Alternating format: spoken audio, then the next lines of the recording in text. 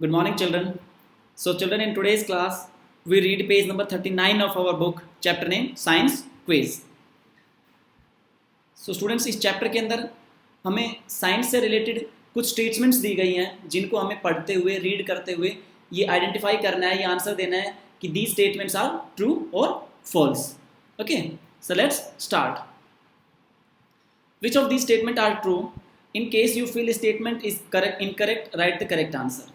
देखिए, first statement है, in 1979 smallpox was declared eradicated by WHO. Okay, 1979 के अंदर WHO means world health organisation.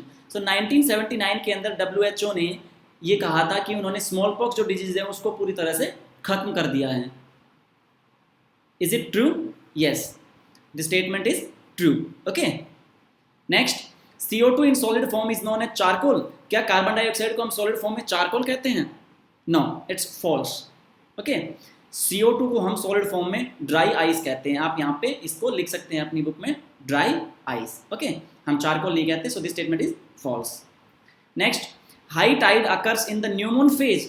No, it's again false because high tide occurs in full moon phase. Okay, high tides कब होती है? Full moon का जो phase होता है तब. तो न्यू मून का फेज दे रखा है, तो this statement is false. Okay, next, Ishihara is used to test night blindness. Ishihara को हम नाइट ब्लाइंडनेस के टेस्ट में यूज करते हैं. Yes, this statement is true. Okay, next, litmus paper turns red when touched with a base. Litmus paper क्या red हो जाता है जब हम उसको किसी बेस से टच करते हैं? No, this statement is false. Okay, litmus paper blue हो जाता है जब हम उसे बेस से टच करते हैं. Okay, so litmus paper turns red, this statement is false. Okay, next question, wheat fields are the sources of methane, a greenhouse gas. Wheat fields यानी गेहूं के जो हमारे खेत होते हैं, क्या उनसे मीथेन गैस निकलती है जिसकी जो एक ग्रीन हाउस गैस है? So this statement is false. Why? क्योंकि जो मीथेन है वो पैडी फील्ड से निकलती है, नॉट व्हीट फील्ड्स. सो आप यहाँ इसको लिख सकते हैं अपनी बुक में, paddy fields. Okay, paddy fields जो है उन फील्ड से मीथेन गैस का एमिशन होता है. So this statement is false. Okay, next, the first atom bomb exploded in the city of Nagasaki. This statement is false. Why? क्योंकि जो first bomb गिराया गया था, एक्सप्लोड हुआ था, फटा था, वो नागासाकी में नहीं, हिरोशिमा के अंदर फटा था. ओके, सो आप या नागासाकी को के ऊपर आप हिरोशिमा मेंशन कर सकते हैं. Okay, first bomb, atom bomb जो एक्सप्लोड हुआ था वो हिरोशिमा के अंदर हुआ था, Japan. Okay, on 6 August 1945. Clear? Next question, lines on maps connecting places with the same temperature are called isotherms. Maps के ऊपर वो लाइनें जो सेम टेम्परेचर वाले प्लेसेस को कनेक्ट करती है. ठीक है, ये आपने ज्योग्राफी के अंदर भी पढ़ा होगा, हमारी ज्योग्राफी के अंदर भी आता है कि एक मैप के ऊपर वो लाइनें जो सेम टेम्परेचर वाले प्लेसेस को कनेक्ट करती है उनको हम आइसोथर्म्स बोलते हैं. Yes, this statement is true, correct है. Okay, true. Next, mercury exist in liquid form at room temperature.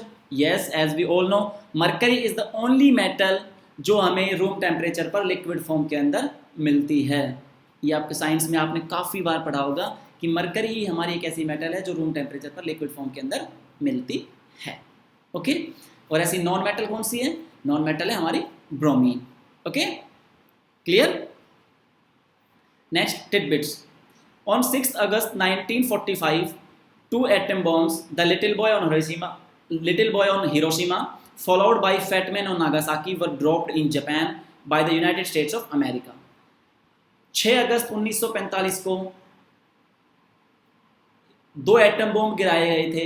Little boy नाम का जो बॉम्ब था वो हिरोशिमा पर गिराया गया था 6 अगस्त 1945 को, और फैटमैन नाम का जो बॉम्ब था वो नागासाकी पर गिराया गया था 9 अगस्त 1945 को. ये दोनों जापान की 2 शहर है, जापान की 2 सिटी थी जिस पर बॉम्ब गिराया था यूनाइटेड स्टेट्स ऑफ अमेरिका ने, USA ने.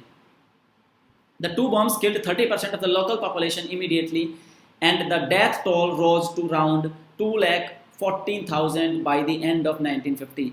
उसी पल यानी कि उसी मोमेंट जब बॉम्ब गिराया गया था तो वहाँ की जो लोकल पॉपुलेशन थी उन शहरों की, वहाँ की 30% पॉपुलेशन इमीडिएटली तुरंत उसी वक्त मर गई थी।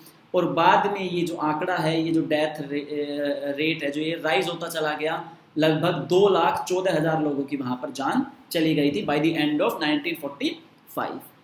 Since then many more have died from various diseases caused by the exposure to radiation.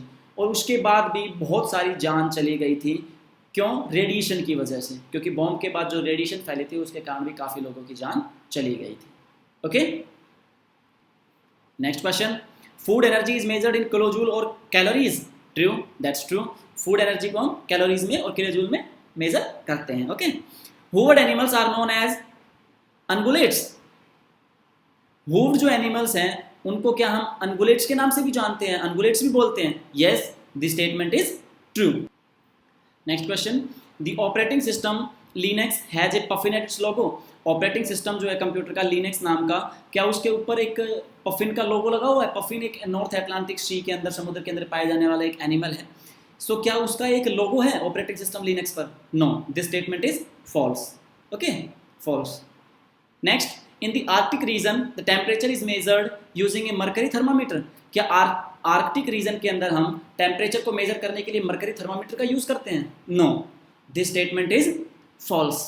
Okay, this statement is false. Arctic region के अंदर हम मरकरी थर्मामीटर का नहीं, एल्कोहल थर्मामीटर का इस्तेमाल करते हैं। ओके, सो आप लिख सकते हैं alcohol thermometer. Okay, next, the first kind of laser to be invented was helium neon. The first kind of laser to be invented was helium neon. Yes, that's true. जो पहली लेजर इन्वेंट की गई थी, क्या वो helium neon की थी? Yes, this statement is true. Okay, true. And the last question is the chemical symbol for gold is Go. क्या पीरियोडिक टेबल के अंदर हमारे गोल्ड का जो केमिकल सिंबल है वो Go है? No, this statement is false. Okay, हम सब साइंस में पढ़ते हैं, गोल्ड का जो हमारा सिंबल है that is AU।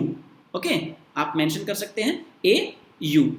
Okay, next, tidbits, a laser is a device that emits an intense beam of light by luminescing. एक लेजर एक ऐसी डिवाइस है जो लाइट बीम को निकालती है अपने अंदर से, एक लाइट, चमकीली लाइट, ठीक है, चमकदार लाइट बीम को निकलती है, लेजर के अंदर से निकालती है। At a laser show many long narrow laser beams are made to flicker around. और एक लेजर शो के अंदर कई सारी लंबी, पतली, नैरो लेजर बीम जो है वो फ्लिक करती रहती है। फ्लिकर यानी कि कभी जलती है कभी बुझती है, फ्लिक करती रहती है, क्रिएटिंग इंटरेस्टिंग पैटर्न्स, और इंटरेस्टिंग पैटर्न्स वो बनाती है एक लेजर शो के अंदर। ओके, सो लेजर शो के अंदर हम लेजर्स का इस्तेमाल करते हुए अलग अलग 3D 2D अलग अलग जो है पैटर्न्स या अलग अलग डिजाइन जो है वो बना सकते हैं। Okay, so students, here we finish our page number 39। Okay, chapter name science quiz. इस चैप्टर के अंदर कई सारे इंपॉर्टेंट क्वेश्चंस हैं जो आपके साइंस में भी आपने पढ़े होंगे और साइंस में भी आपके NTSC एग्जाम में या एग्जाम में पूछे जा सकते हैं। So you have to read it very carefully and learn these question answers. Okay, bye bye, take care.